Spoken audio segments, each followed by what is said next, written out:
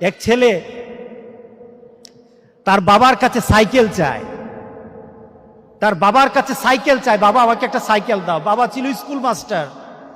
তো বাবা school master, তার বেতন কি, সে কিভাবে সাইকেল কিনে দিবে? কিনে দেয় না।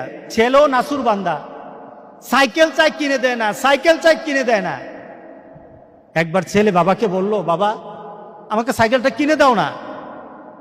বাবা রাগ করলেন, রাগ কিয়ে বললেন যে আরেকবার সাইকেল চাইবি তাহলে পিটাম, তুই আমাকে বিরক্ত করতেছিস। কি বলেন, আমরা বিরক্ত হই না মাঝে মাঝে? সন্তান যদি বেশি আমার ক্ষমতার বাইরে যদি সন্তান কিছু চায় তাহলে আমরা বিরক্ত হয়ে যাই। আরেকবার চাইবি তাহলে পিটা দেবো, তাহলে মাইট দেবো তোকে, তুই আমাকে বিরক্ত করতেছিস। সন্তান বারবার চাওয়ার কারণে বাবা বিরক্ত হয়ে গেল। সন্তান কিন্তু নাসুরবন্ধ। সন্তান বাবার দিকে তাকিয়ে করুণ সুরে কাঁদতে কাঁদতে বলল, বাবা তুমি কে মারবা? তুমি ছাড়া আমি কার কাছে চাইবো বলো? তুমি ছাড়া তো আমার আর চাওয়ার জায়গা নাই।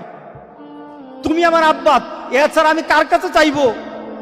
দেওয়ার ক্ষমতাও যদি তোমার থাকে তোমার কাছে চাইবো, না চাইলে চিঠো তোমার কাছে চাইবো। আমি কার কাছে চাইবো বলো?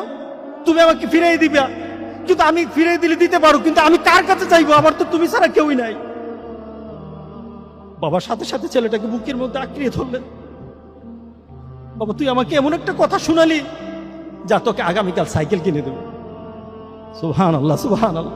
তার মানে কি, ছেলে তার বাবার হৃদয়ে টাচ করেছে।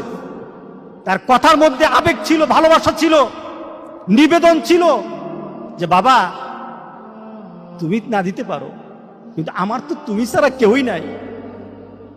তুমি না বলতে আমাকে ফিরিয়ে দিতে পারো, কিন্তু আমার চাওয়ার জায়গা তোমার ছাড়া আর তো কেউই নাই। আমি তোমার কাছেই তো চাইবো।